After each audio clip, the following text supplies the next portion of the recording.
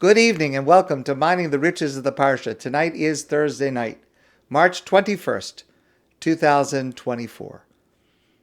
I'm very grateful to every one of you for joining tonight. I've been looking forward to this, and it is a great thrill for me to be able to study with you tonight.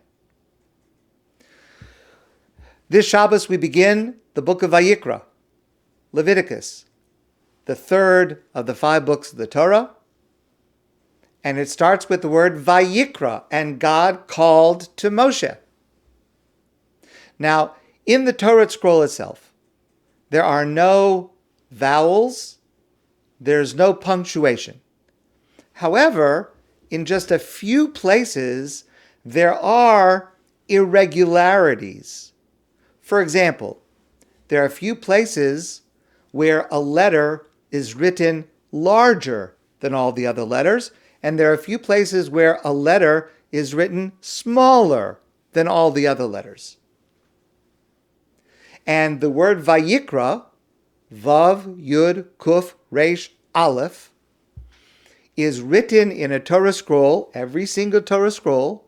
The Alef is smaller than the other letters. Why is the Alef smaller? So the Baal HaTurim, one of the classic commentators to the Torah, gives the following explanation. There are 2 words, VaYikra and VaYikar. Now it's the same root, and it means the same thing, to call to another, to speak to another. But there's a difference in the implication of the 2 words.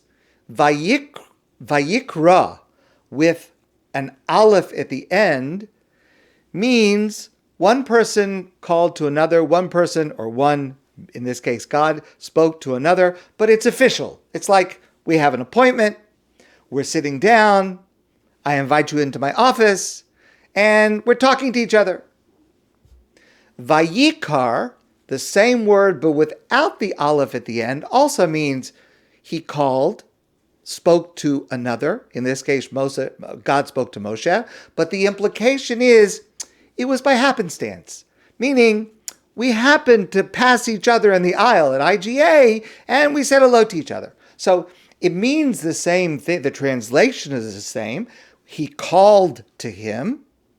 But the implication of VaYikra indicates a formal, important conversation. VaYikar without the Alef indicates a coincidence. We just happened to see each other. Moshe wanted to write the word VaYikar and did not want to write the word VaYikra because Moshe was the most humble of all people. He didn't want to write something that made it so obvious that God has official meetings with him, that he's so important, which of course he was, and of course God did. But Moshe wanted to write it in a way that expressed humility, VaYikar, like it just happened to be that God spoke to him. It wasn't such a big deal. That's what Moshe wanted to write. Okay, so in tribute to Moshe's modesty, humility, God said, okay, but you have to write the letter Alef, but you can write it smaller than normal. Okay? The question is obvious. Why didn't God let Moshe write the word the way he wanted to? Why put the Alef there and make it smaller? Why not just let Moshe write VaYikar and let Moshe be able to express his humility and his modesty? So I want to share with you a very important answer. And that is that God could not allow Moshe to express his modesty by leaving off the last letter, Alef, from the word VaYikra, because God had an even more important lesson to teach with the full word VaYikra. And that's as follows. VaYikra without the Alef indicates it was a coincidence. Like I gave you the example, we happened to be passing each other in the aisle at IGA and we said hello to each other. When it comes to our relationship with God, there's no such thing as VaYikra. There's no such thing as coincidence. Everything that happens from God for a reason. We may not understand it, we may not see it, but there is no such thing as random. There is no such thing as coincidence.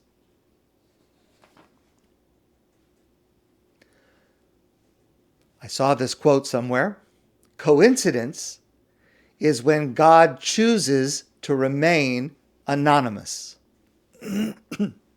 Which is exactly what happens in McGill Esther, in the book of Esther that we're going to read on Purim Saturday night and then again on Sunday morning. God is anonymous in the Purim story. God's name does not appear in the book of Esther. And our celebration of Purim is to see that these are not just coincidental events that just happen like that, but rather God, in this case anonymously, it is God arranging and putting into place every single detail. That's what this holiday is about. There's a passage in Tehillim, very famous line in Psalms. Hashem tzilcha al yad yaminecha. God is your shadow at your right hand. There was a Hasidic master that explained that God is for us like a shadow. Wherever I move, my shadow moves the same way. God is connected to every single one of us. Where I am, that's where God is. Where I move, that's where God moves. There's no such thing as random. There's no such thing as coincidence. And this difference between the word VaYikra, which indicates that maybe it was random or coincidence, versus VaYikra, it happened on purpose, it was a plan, it was what God wanted in detail to happen. That difference is so important.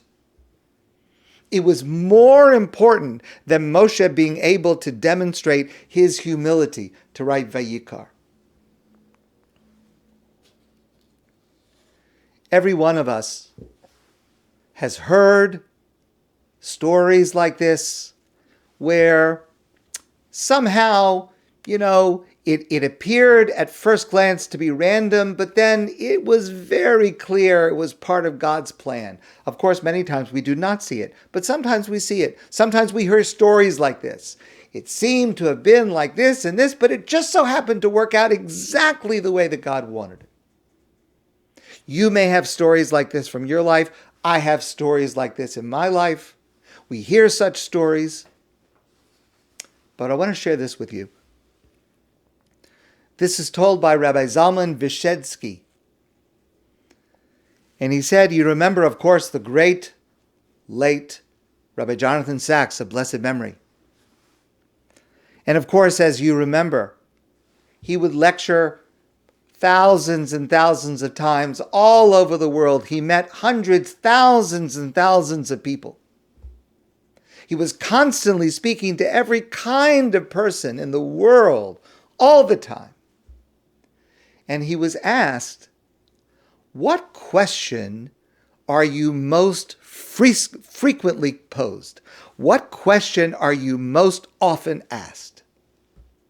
Now, if you want to try to guess, if I would try to guess, I would think, given Rabbi Sacks' amazing output, maybe he'd be asked about the Torah perspective on science. He wrote so much about that. Maybe he would talk about Judaism in the modern era. That's really the thrust of all of his teaching. But he answered the question. He smiled. He said, you want to know what question I'm asked more often than any other? The question is, Rabbi Sacks, do you remember me? it would seem that our top priority, what we ultimately need, what every one of us ultimately needs, is that another human being will see us, will recognize us, will remember us, that we will matter and be of importance to someone else. And that's just to another human being. But when it comes to God, this is illuminating and crucially important. Sefer VaYikra, the book of Leviticus, is the book of the Torah about how we are to serve God. And it begins not with the word Vayikar, but the word VaYikra, the word that implies that God knows us. God accompanies us. Our relationship with God is not Vayikar, apparently random, but VaYikra, a personal, intimate, moving, ongoing relationship. A warm relationship. The Alef at the end of the word is small in a nod to Moshe's humility. But it must be there, as it is essential to our relationship with God at every moment. VaYikra. That's the relationship we have with God.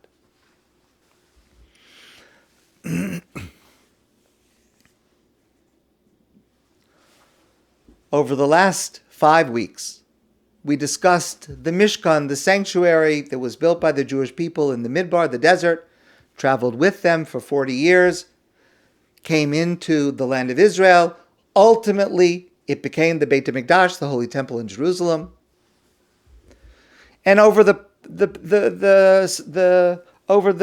scope of 5 weeks, 5 Torah portions, we learned about the Mishkan in detail. Every object, every material, every measurement. And we discussed this before. The focal point of this entire edifice, this entire structure, was the Aron, the Ark. It was in the Kodesh HaKadoshim, the Holy of Holies, behind a curtain. We discussed that last week. Inside the Ark, the Aron, were the Luchos, the 2 tablets of stone on which were engraved the Aseret HaDibros, the 10 Commandments. That was the focal point. Remember, we discussed this before, why that was the focal point. But everything, the whole structure, was geared, oriented toward the Aron, the Ark, and the Luchos that were inside. You may remember, a while ago, we quoted the passage in the Talmud, that in fact, there was not 1 set of tablets, but 2 sets. Luchos, the 2 tablets of stone that God gave to Moshe, and Moshe brought down after the sin of the golden calf, the second set. V'shivrei luchos, and the broken pieces of the first set. Remember, God first gave Moshe a set of luchos, 2 stones. And when Moshe came down and saw that the Jewish people had built an egel azav, a golden calf, Moshe smashed those stones. The pieces, the shivrei luchos, were put into the Aron, into the Ark. So the Ark contained 2 sets of stones. On the bottom were the first set, which were in pieces. And on top of that was the second set, which were whole. And we discussed the lessons to learn from that. That is what we understand from our Talmud, the Talmud Bavli, the Babylonian Talmud. However, as you know, there's a second Talmud, Talmud Yerushalmi, the Jerusalem Talmud, and the Jerusalem Talmud has a different opinion, a very different version. Listen carefully. Tani Rabbi Yehuda bar Ben Lakish. Rabbi Yehuda, the son of Lakish, said the following. Beis Aronos hayu mahalchin im Yisrael b'midbar. There were 2 arks, 2 Arons that traveled with the Jewish people through the desert.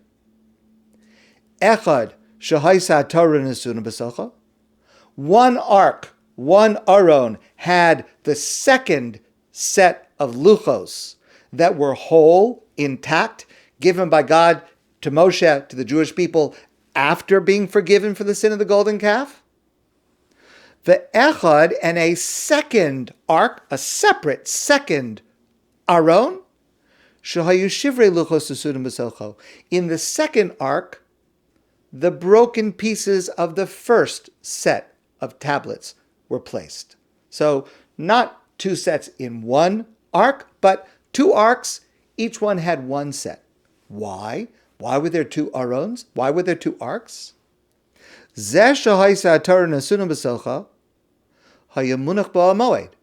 The aron, the ark that had the second set, that were whole, that were complete, that was inside the Mishkan, inside the sanctuary, in the Kodesh HaKodashim, the Holy of Holies. The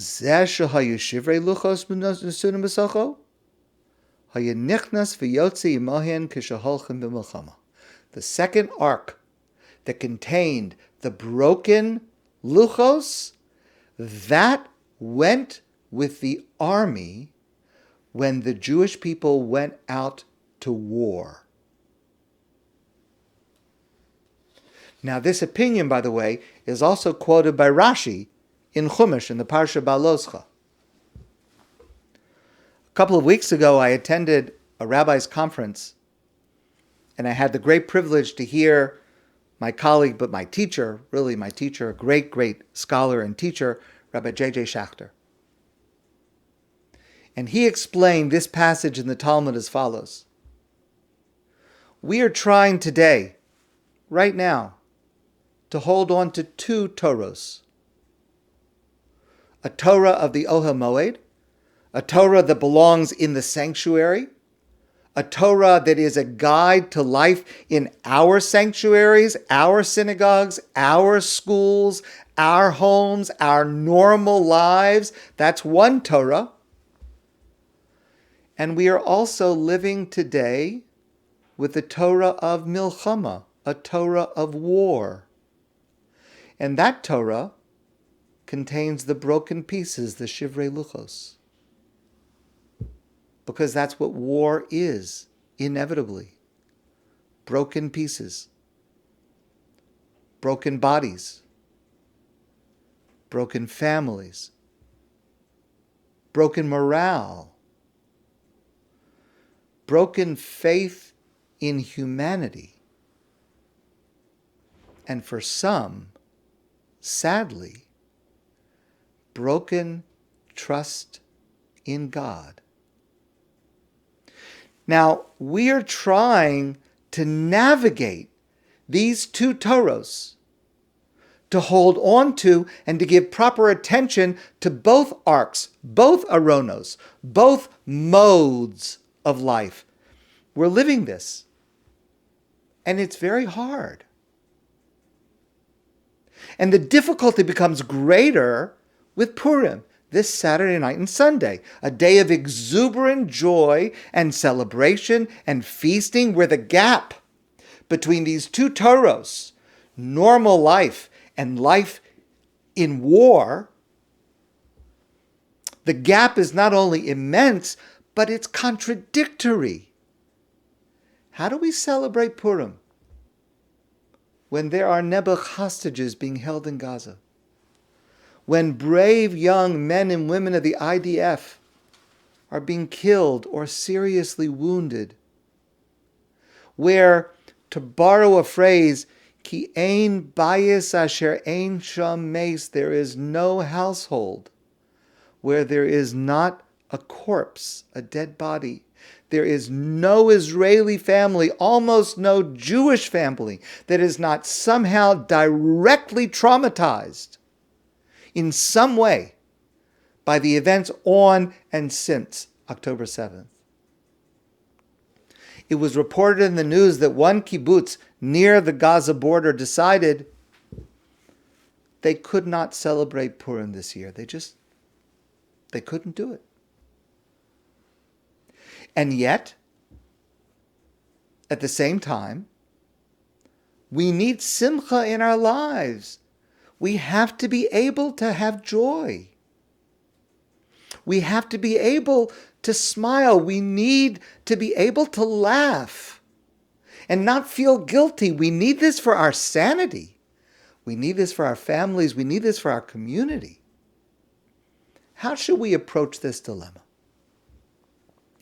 Now, I discussed this with some of you a few weeks ago in one of our morning 10 at 9 sessions. And tonight, I will share a similar approach, but with different material, presented by Rabbi JJ Schacter at this conference that I attended. And the first thing to realize is, of course, this question is not new. Individually, it comes up in the lives of almost all of us at some point. And it has arisen for all of us, the Jewish people, many times in our history. There was Purim during the Holocaust. Purim during the expulsion from Spain. Purim during the siege of Jerusalem and in the aftermath of its destruction. What do we do? How do we celebrate when we're in trauma, when we're in mourning? Rabbi Yitzchak Zilberstein is a renowned and authoritative expert on Jewish law in Israel. I'm sure you remember in 2008 there was an earlier war in Gaza with many casualties. And during that war in Gaza, Rabbi Zilberstein was asked the following question. There were many casualties, not only among soldiers, but many traumatized people, especially in the southern part of Israel. And the question was asked from a group in Ashkelon, which you realize is a few miles away from Gaza, but it's pretty close. It's not exactly on the edge, but it's pretty close. Now, this group, a year earlier, had started a class in Talmud in their synagogue. And the class was very popular. Many people attended every single day. This class was an amazing Talmud class. Every single day people were coming. Now, months earlier, they had planned for when they would finish the volume. There is a practice that when we finish a volume of Talmud or of Torah, we make a siyum, a celebration of the completion of study, because we're celebrating that we completed the study of a portion of Torah. And this group, meeting in the synagogue, had decided months ago that we're going to go all out. When we finish this volume of Talmud, we're making a party like you'd never seen before. We're going to make a gigantic party with meat and wine and live music, and we're going to celebrate. And it is going to be a way to pay tribute to these people who are dedicating themselves every single day to come to study Talmud. And of course, it would be an inducement to other people to join the class going forward. They planned this months in advance. But as the date neared, war began. And this group had the following question. Some of them said, we have to go ahead with the plan. We planned a celebration. It's important. We go ahead with the celebration, full steam, full blast. Another group said, how is it possible that we should have a party when just a couple of miles away, Jews are dying, being killed? We're in the middle of a war. How can you have a party? How can you celebrate? How can you have rejoicing? And so they turned to Rabbi Zilberstein and they said, please explain to us, please tell us, what is the right approach? What should we do? So let me start with a passage in the Talmud. This is from Masechta Baba Basra, page 60b. And the Talmud tells the following story. Kishacharav Habayis Ashniya, when the second temple was destroyed, about 2,000 years ago. When the temple was destroyed by the Romans, Rabu Purushim b'Yisrael. Many Jews at that time became ascetics. Shlo lechol basar, shlo yistosh yayin. They decided, we are never again going to eat meat. We're never again going to drink wine. We are in a permanent state of mourning. The Beit HaMikdash, the Holy Temple, was destroyed. You can't get over that. We're in mourning. No meat, no wine, no joy, no celebration. That's it, forever. Finished. Nitfa lehem Rabbi Yeshua. Rabbi Yeshua came to speak to this group of people. Rabbi Yeshua did not agree with this approach, but he started with a conversation. Amr lehem. He said to them, what's the reason that you've decided that you're never again going to eat meat, never again going to drink wine? Amrulo, they said to him, Nocha basar, shemimenu makrivan al gabi hamizbeach. What, we're going to eat meat? The meat used to be offered on the altar as sacrifices to God, and now it's destroyed. We're in mourning. How can we eat meat? Nishte yayin, we should drink wine. Shemenasken al gabi mizbeach, wine was also poured as a libation offering on the altar with some of the sacrifices. But the Beis HaMikdash has been destroyed. The temple is destroyed. Jerusalem is in ruins. The Aksha Batel, it's not there anymore. We're going to drink wine? No, we're in permanent mourning. We're not going to enjoy any of those things. Okay. Amar lehem, Rabbi Yeshua said to them, Im kain, lechem nochal. If that's the case, why don't you stop eating bread for the rest of your life? Shekvar batlu menachos, because there were offerings in the Beit HaMikdash that consisted of bread, matzah-like bread. And these ascetics, they said, that's a good idea.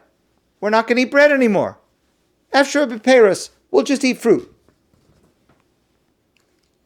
Rabbi Yeshua said to them, Peiros lo nochal, maybe you shouldn't eat fruit either. Shekvar batlu bikurim, because during the time when the Beit HaMikdash was standing, the Holy Temple was standing in Jerusalem, there was a mitzvah to bring bikurim, the first fruits, as an offering to God before eating it for yourself. So now the Beis HaMikdash is destroyed. Maybe you shouldn't eat any fruit anymore. Then they said, Efshra b'peiros acherim, we'll eat different kinds of fruit that you did not have to bring for Bikurim. Rabbi Yeshua said to them, Mayim lo nishte, you shouldn't drink water anymore. No more water. Shekvar batel nisach hamayim. On Sukkos, the holiday of Sukkos, there was an offering where water was poured near the altar, near the Mizbeach. So you don't have the Mizbeach if you're going to go in mourning, so you shouldn't drink water anymore. Shasku, they didn't have an answer to that. Because if you give up meat, and you give up wine, and you give up fruit, and you give up water, you're not going to live. Obviously, what he meant to say to them was, your idea that you should stay in a perpetual state of mourning is not realistic. It's not the proper approach. Amr lehen, he said to them, Rabbi Yeshua said to them, B'ni, my children, my dear children, your motives are pure. Your reasoning is pure. But bo v'amr lachem, let me explain to you the right path.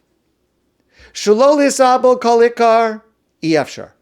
To ignore the fact that the temple has been destroyed, to not mark it in any way whatsoever, that's impossible. Shekvar nigzer gzera, because we have been it was ordained by our sages that we have to remember Zecher l'Churban, remember the destruction of the Beit HaMikdash.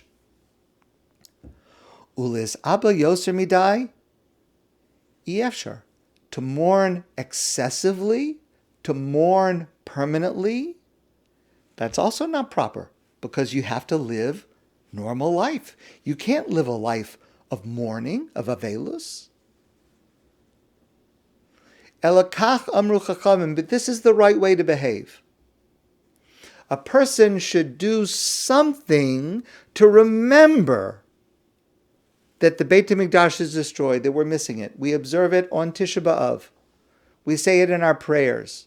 There is a practice that many people have when they build a home. They leave one piece of the wall unpainted as a reminder that we're not whole. We're missing something. In other words, what Rabbi Yeshua is saying to them is that it is not the right path to be in mourning, to be sad, never to rejoice. Normal life must continue. However, we have to acknowledge the trauma and we have to balance the joy with the sadness. There has to be a balance. The Talmud in another place says, in Masechta Brachos, the Talmud says, Amar Rav Nachman bar Yitzchak. Rabbi Nachman bar Yitzchak wanted to explain the following verse, the following pasuk, which is a pasuk in Tehillim, in Psalms. The pasuk says, Ivdu es Hashem b'yira, serve God with awe, with reverence, v'gilu b'ra'ada, and rejoice with trembling. So he asked, My v'gilu b'ra'ada, what does it mean to rejoice with trembling? Those appear to be opposite emotions, contradictory emotions. Amar Rav Ada bar Masna Amar Rava. Rabbi Ada said in the name of Rabbah, Bimkom Gila Sham Tehe Roda.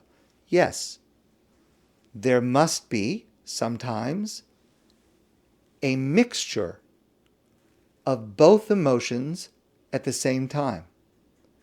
At the same place and time that we rejoice, sometimes we also have to tremble. We have to balance those two. Coming back to Rabbi Zilberstein, he was asked about the Siyum celebration on completing the volume of Talmud. Here's his answer. Ein lihimana milismoach b'simchas malkeinu machmas tsaros u'milchama. We do not withhold ourselves from rejoicing, from celebrating, even in the midst of a war. The adarabah, and on the contrary, tzarich lihis asef yachad, it is necessary, more necessary than ever, to gather together, v'lismoach b'simcha shel mitzvah, and to rejoice, a rejoicing that is about performing a mitzvah to serve God. Ubishas simcha shel mitzvah, and during this rejoicing, it's obligatory. Lihispalel el HaKadosh Baruch Hu. We have to pray to God. Prayer to God has to be part of the celebration. Sheyirachim aleinu, that God should have mercy on us. V'yikum lanu latzilo mimavakshe rasenu, and God should protect us from those who want our ill. We have to acknowledge the fact that there's a war going on. We have to include our prayers for safety and security and protection from God. So we acknowledge the trauma that we're in and we balance the celebration. The celebration continues, but with the acknowledgement and with balancing it. This is what we plan to do at ADATH this year.